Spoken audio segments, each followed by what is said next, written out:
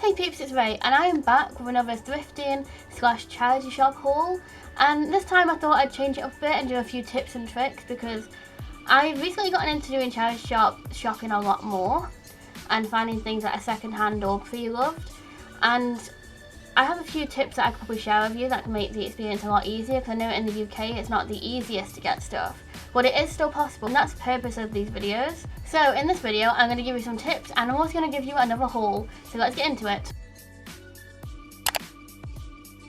So the first one would be, don't be ashamed. I know for the longest time I wouldn't shop in charity shops, where I'd get so nervous about going into them or someone seeing me in there, which is completely ridiculous because there's nothing wrong with going in them.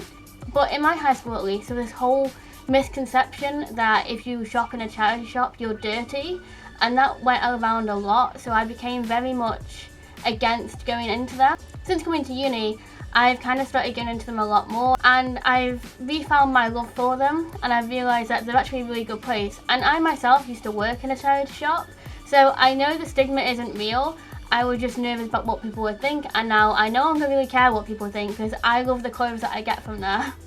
The second tip is to find your favourite spot. Now if I'm in Stoke and I want to get something, I will go straight to Stoke because I know that's going to have what I like, and I have found so many good finds. Most of this haul that I'm going to show you came from there, and also everything from the last haul also came from there, so it is a really good place to go. I also have a few in Derby and I have one in Nottingham that I love. But as well as having your favourite place, also shop around when possible. Even though it's good to have your favourite places, it's also good to kind of experiment and go and look around and don't just stick to those shops that you like. There was one store that I went to last time which usually I hate, there's never anything in there that I like, but I found one gorgeous shirt which I absolutely love from there, and it only cost me £2, and if I hadn't gone into that shop I would have never found it. So it's always good to go into different shops even if you hardly have any luck, because every now and then you will find a treasure. Play around with size, because sizes are always weird, especially in women's clothing. So I think the biggest tip is just try on a bunch of clothes even when it's not your size. I'm a size 10 to 12, very rarely a 14, but I tried on a 14 shirt which fit me perfectly and I absolutely love it. And I also tried on some clothes that are a large, and a large wouldn't usually fit me, but in these clothes it worked. So it's the shirt from before that was a large, and also a skirt that I will show you later in this video. Also play around with gendered racks. Now I don't really go for clothes that are a certain gender. I kind of move around because there is actually a lot of good finds in like the men's section that you wouldn't usually find if you wouldn't look there. I always end up finding a bunch of nice tees from the men's section, including this Jack and Jones one, which I honestly love, and it was only £1, which for Jack and Jones is actually really good.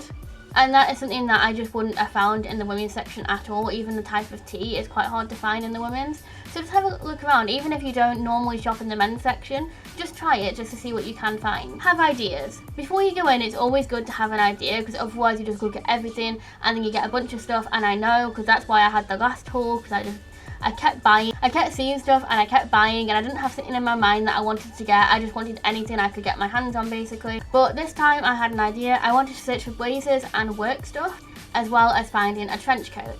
And whilst I didn't find any nice blazers that I liked, I did find these trousers which fit me really nicely, and I do have a pair that are very similar, but these ones feel more suitable for work because they're not as baggy as the other ones that I have. I will show the other ones as well so you can see a comparison. And then I got a trench coat, which was not the colour I was really looking for, but ended up being a colour that I love completely. And this cost me £7. It was actually from Miss Selfridges, so I had a look on the website to see how much these kind of coats would cost. And similar ones were £75 normally, and there was some on sale which cost around £50, so that's a massive saving. I was a bit disappointed with the trench coat, and I nearly didn't get it because when I tried to put my hands in the pocket, I realised the pockets were fake. But when I brought it back home, I seam ripped it, and there is actually a pocket inside, luckily. Sales rack. Always search for sales rack. I'm someone that will jump for reductions and sales. My camera memory just got full, but anyway, I don't think saying go to the sales rack is something that I should have to say, but I know some people do actually disregard the sales rack thinking they're going to have crap items in there. But I actually found this skirt and it cost me 25p, and there was also a lot of other good finds in there. They just weren't my size, unfortunately, but it is definitely worth looking at. Have fun. Experiment. I think experimentation is the biggest thing with clothes. Just kind of like try on a bunch of stuff that might not be in your comfort zone, but try it on and see if you actually like it, because you do find a lot of good things. Like the skirt was definitely way out my comfort zone, but I decided to get it for 25p, and I can find a top that I feel comfortable in, maybe wear it in the summer, and I do have a few ideas for it. And another thing that I found was this jumper, and at first I thought it was a cardigan, and I know there's this trend going around where you wear cardigans buttoned up. So I thought I could try that trend and see if I liked it, and then I found out it's not a cardigan, it's a jumper. But that kind of made me like it even more, so I kept that and I've worn it a lot. My final tip is that if you want to shop secondhand, there's also a lot more places you can go rather than just charity stores. You can go on apps like Depop and Vinted. You can also go online, and there are some online charity things now.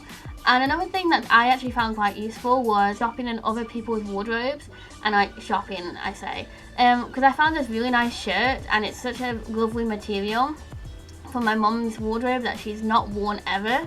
So I picked that up. But yeah, just see what other people don't want, especially family members. They're like, oh, I don't want this, see if you like it. And you'll be surprised at what you can find in both charity shops and just any other kind of second-hand clothing thing. You don't always need to buy new, and that's something to keep in mind. I hope you enjoyed this video. If you did, give me a like and subscribe, because I will be doing a lot more thrifting videos in the future. I've got one planned for next week even, so stay tuned for that, and I'll see you guys soon. Rach Kane out.